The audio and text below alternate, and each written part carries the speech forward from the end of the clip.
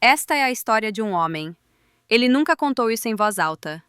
Ele me contou tudo em silêncio. E eu estou aqui para dar voz ao que ele nunca conseguiu dizer. Eu tenho 45 anos. E durante muito tempo, vivi com a certeza absoluta de que era um homem acima da média. Fui um bom aluno. Entrei em uma universidade respeitada. Hoje trabalho como contador e nunca precisei me preocupar com dinheiro. As pessoas ao meu redor diziam que eu era inteligente, estável, um homem difícil de encontrar. Convites para encontros nunca faltaram. Conheci muitas mulheres, namorei algumas delas. Mas nenhuma relação sobrevivia ao meu tédio. No começo eu até tentava. Jantar fora, cinema, conversas educadas. Mas bastava o tempo passar para tudo começar a me parecer repetitivo, previsível, cansativo. Eu me cansava com facilidade, como se as pessoas fossem descartáveis. Quando o interesse acabava, eu simplesmente desaparecia. Parava de responder mensagens, ignorava ligações, esperava que o silêncio resolvesse tudo. Na minha cabeça, isso não era crueldade, era praticidade. Com o tempo, comecei a sentir desprezo. Desprezo por relacionamentos, desprezo por mulheres que se apegavam rápido demais. Eu me via como alguém diferente, mais racional, mais frio, mais inteligente. Foi por isso que decidi ficar sozinho por um tempo. Para ocupar a mente, me matriculei em uma academia grande, moderna, daquelas que tem tudo. E foi ali que eu a vi pela primeira vez. A nova professora de yoga. Ela era diferente, silenciosa, reservada. Não sorria para agradar, não puxava conversa. E, principalmente, não demonstrou o menor interesse por mim. Aquilo deveria ter sido irrelevante, mas não foi. Eu ainda não sabia, mas foi exatamente ali que a minha queda começou. No começo, eu não dei importância. Ela era apenas a nova professora de yoga da academia, nada mais. Pelo menos, era isso que eu dizia para mim mesmo. Ela não falava muito, não sorria por educação, não tentava agradar ninguém. Havia algo nela que mantinha distância, como se tivesse erguido uma parede invisível ao redor de si. Normalmente, isso não me chamaria atenção. Mas, com ela, foi diferente. Ela não me olhou, não perguntou meu nome, não demonstrou curiosidade alguma sobre quem eu era ou o que eu fazia da vida. E aquilo me incomodou. Não porque eu estivesse interessado, mas porque eu não estava acostumado a ser ignorado. Durante toda a minha vida, as pessoas sempre quiseram saber mais sobre mim. Com ela, era como se eu não existisse. Alguns dias depois, decidi me matricular nas aulas de yoga. Não por interesse na prática, nem por saúde, nem por equilíbrio. Eu queria entender por que aquela indiferença me afetava tanto. Na primeira aula, eu era o único homem na sala. Escolhi o lugar da frente. Fiz cada movimento com esforço exagerado, como se alguém estivesse me observando. Mas ela não estava. Ela conduzia a aula com a mesma calma, a mesma distância, a mesma neutralidade. Nenhum olhar especial, nenhuma atenção extra. Mesmo quando eu errava as posturas, mesmo quando meu corpo rígido denunciava que eu não pertencia àquele lugar, ela simplesmente seguia. Aos poucos, percebi algo inquietante.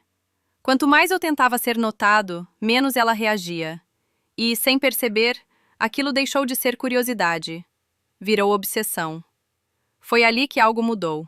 Não nela, em mim. Durante semanas, continuei frequentando as aulas. Todos os dias, sem faltar um único. Meu corpo reclamava. Minhas articulações não acompanhavam, mas eu continuava. Não por disciplina, mas por insistência. Aos poucos, passei a observar mais do que praticar. O jeito como ela entrava na sala, sempre no mesmo horário, sempre com a mesma expressão. Fria, contida, impenetrável. Ela tratava todos da mesma forma, sem preferência, sem proximidade. E isso me incomodava, mais do que eu gostaria de admitir. Até que um dia, algo saiu do roteiro. Era fim de noite. Eu estava indo embora quando a encontrei no estacionamento. Ela parecia nervosa, o celular na mão, o carro parado. Não liga de novo, murmurava para si mesma. Perguntei se estava tudo bem. Ela hesitou antes de responder. O carro não pegava, bateria morta, Mais um problema no fim de um dia longo. Sugeri chamar o seguro. Ela recusou.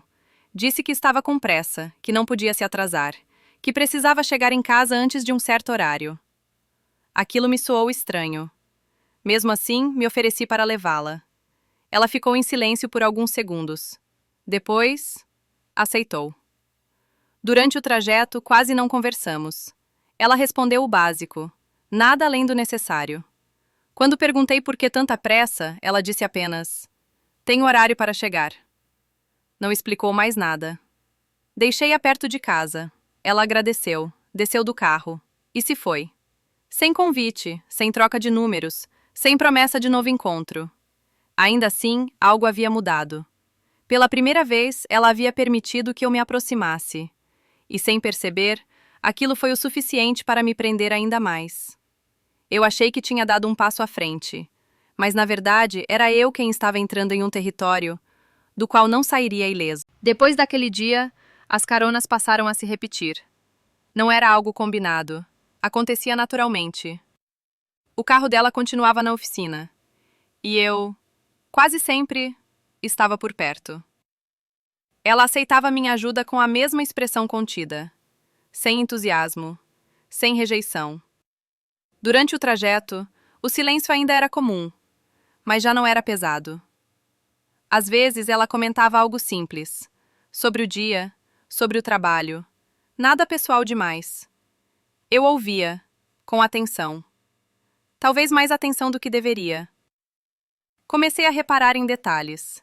Ela sempre olhava o relógio, sempre se preocupava com a hora, como se estivesse fugindo de algo invisível. Perguntei certa vez por que tanta pressa. Ela sorriu de leve, um sorriso curto, e entendeu o assunto. É costume. Foi tudo o que disse. Aos poucos, essas pequenas conversas foram se tornando importantes para mim. Eu esperava por elas. Esperava por aqueles minutos dentro do carro. Quando deixava ela em casa, eu ficava alguns segundos parado, observando enquanto ela se afastava. Sem saber por quê, sentia vontade de protegê-la, de cuidar, de estar presente. Aquilo me assustou. Eu nunca fui assim, mas mesmo assim continuei, porque sem perceber eu já não estava mais no controle. E ela continuava sendo o centro silencioso da minha atenção. Foi numa dessas noites comuns que algo mudou. Ela estava diferente, menos apressada, menos distante. O trajeto terminou, mas ela não desceu imediatamente. Ficou em silêncio, olhando para o nada, como se travasse uma batalha interna. Eu hesitei. Pela primeira vez na vida, eu não sabia o que dizer. Mas perguntei: "Você já jantou?" Ela demorou a responder, como se estivesse calculando até onde podia ir.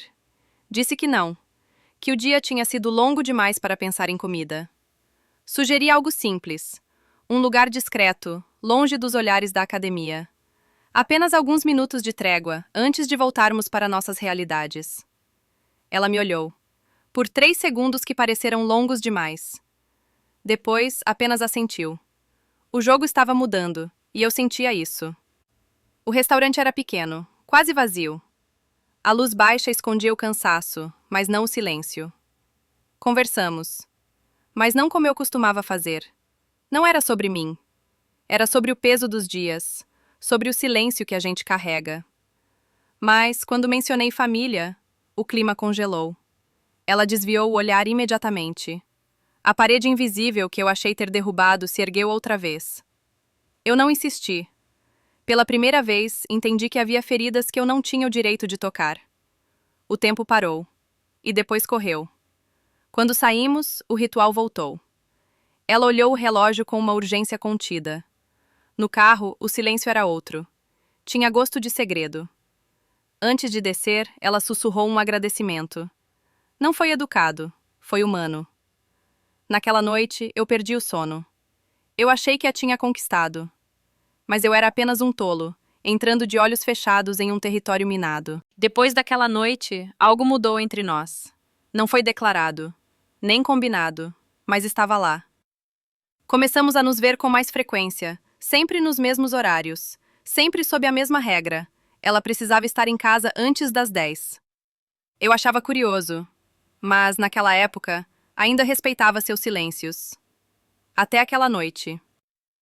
Era quase meia-noite quando o telefone vibrou. Você pode vir aqui? A voz dela tremia. Não de tristeza, de medo. Peguei as chaves e fui. Quando cheguei, o apartamento estava destruído. Vidros quebrados, gavetas reviradas. Nada fora do lugar por acaso. Tudo indicava uma invasão. Ela estava sentada no sofá, encolhida, pálida. Disse que saiu para comprar água. E quando voltou, encontrou tudo assim. Sugeri chamar a polícia. Ela entrou em pânico. Disse que não podia, que era perigoso. Aquilo não fazia sentido, mas eu cedi. Passei a noite ali. Ela dormiu na cama, eu no chão. Foi naquela madrugada que ela me contou a verdade. Morava sozinha. O horário para chegar era uma escolha, uma forma de proteção. Senti respeito. Senti algo que não soube nomear. Hoje eu sei. O caos daquele apartamento não foi um pedido de ajuda. Foi um aviso. E eu escolhi ignorar. Depois daquela noite, a casa deixou de ser um lugar tranquilo. Nada tinha mudado. E ainda assim, tudo parecia diferente. Continuávamos seguindo a mesma rotina. Ela chegava cedo, jantávamos, dormíamos. Antes das 10, sempre antes das 10. Eu tentava me convencer de que estava tudo bem. Mas havia algo que não se encaixava. Algumas noites eu acordava com sede, ou com tosse, ou sem motivo algum. E ela não estava ao meu lado. Eu levantava, chamava seu nome. Percorria a casa em silêncio. Nada. Os sapatos estavam ali. A bolsa também. Ela não tinha saído. Mesmo assim, ela não estava em lugar nenhum. A casa era grande demais. Corredores longos, portas demais, sombras demais. Eu me sentia ridículo, como alguém procurando algo que sabia que não podia desaparecer. Quando eu estava prestes a desistir, ela aparecia. Sempre tranquila, sempre irritada comigo. Eu estava aqui. Você que não procurou direito. Eu pedia desculpas. Comecei a achar que o problema era comigo. Isso aconteceu de novo, e outra vez. Sempre à noite, sempre depois que eu acordava. Nunca antes, nunca durante o dia. Uma vez eu ouvi sua voz antes de vê-la. Por que você acorda tanto? Achei que tinha imaginado. Mas ela repetiu. Naquela noite eu não dormi mais. Passei a observar a casa, os horários, os sons, o jeito como ela se movia, o jeito como evitava certas perguntas. E, sem perceber, algo se quebrou em mim. Eu já não sentia apenas medo. Sentia que havia algo naquela casa que não queria ser encontrado. E que, de algum modo, sabia exatamente quando eu estava acordado. Depois daquelas noites, eu já não dormia. Não de verdade. Dormir significava acordar sem ela. Acordar significava procurar. Passei a acordar antes do corpo pedir, antes do medo crescer, antes do silêncio tomar forma. Eu precisava entender. Foi então que comecei a observar a casa como nunca antes. Os espaços, os corredores, os ângulos. Era uma casa grande, grande demais, com portas demais, com sombras demais. Eu caminhava devagar, testava cada luz, cada porta, cada parede. Nada. Até aquela noite. A noite em que ela desapareceu por mais tempo do que o normal. Os sapatos estavam ali, a bolsa também, o telefone no mesmo lugar. Ela não tinha saído. Mas não estava em casa. Procurei em todos os cômodos, um por um, sem pressa, sem pânico. Como quem já espera não encontrar. Foi quando cheguei à área de serviço. A luz estava apagada. O ar, diferente. Havia algo ali que não fazia parte da casa. Atrás da máquina de lavar, notei um espaço estranho. Pequeno demais, escuro demais. Um vão. Coberto por um pano velho. Empurrado com cuidado. Como se alguém soubesse exatamente onde tocar. Meu coração acelerou. Afastei o pano. E entendi. Aquele não era um esconderijo improvisado. Era uma passagem, uma saída, uma entrada, um caminho que eu nunca deveria ter descoberto. Naquele instante, todas as noites, todas as ausências, todos os silêncios ganharam forma. Minha esposa não estava desaparecendo. Ela estava indo para algum lugar dentro da minha própria casa. E eu, pela primeira vez, tive medo de seguir adiante. Porque havia portas que, uma vez abertas, não permitem voltar a dormir em paz.